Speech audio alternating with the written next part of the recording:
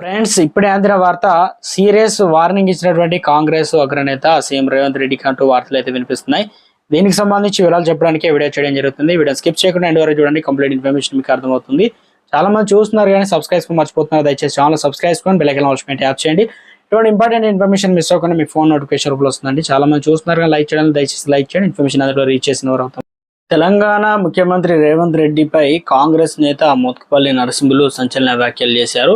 70 ఏళ్ళు వచ్చినాయి దుర్మార్గుడా, నాకు అపాయింట్మెంట్ ఇవ్వవా అని రేవంత్ రెడ్డిపై తీవ్ర స్థాయిలో ఆగ్రహం వ్యక్తం చేశారు. 6 సార్లు ఎమ్మెల్యేగా గెలిచిన తెలంగాణ రాష్ట్రంలో అడుగడుగున తెలిసినటువంటి నాకు అపాయింట్మెంట్ ఇవ్వవా, అంత మొగుడివా నువ్వు అని మండిపడ్డారు. ఎన్ని రోజులు ఉంటావు నువ్వు, ఎన్ని రోజులు రాష్ట్రాన్ని పాలిస్తావో చూస్తా, కర్రు కాల్చి వాత పెడతారు నీకు నా మాదిగ సోదరులు అన్నారు.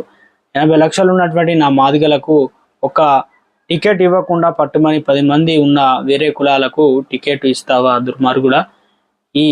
ఏ రకంగా ఇది న్యాయం? ఎవడివో పేగులు మెడలో వేసుకుంటా అంటావు. అరే పొట్టి దొర, నన్ను బెదిరిస్తావా?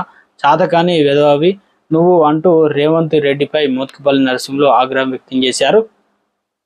తెలంగాణ ఎన్నికల వేళ సంచలన వ్యాఖ్యలు. ఇక కాంగ్రెస్ లో ఉన్నటువంటి మరో సీనియర్ కీలక నేత స్వయంగా రేవంత్ రెడ్డి పైన ఈ రకంగా మాట్లాడడం దురుసుగా మొత్తానికి వార్నింగ్ ఇచ్చే ప్రయత్నం చేశారు.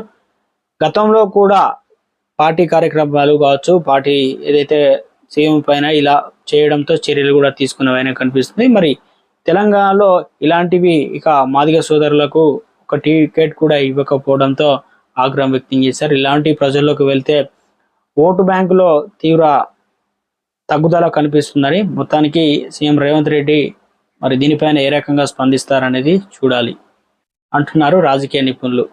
మోత్కుపల్లి భవిష్యత్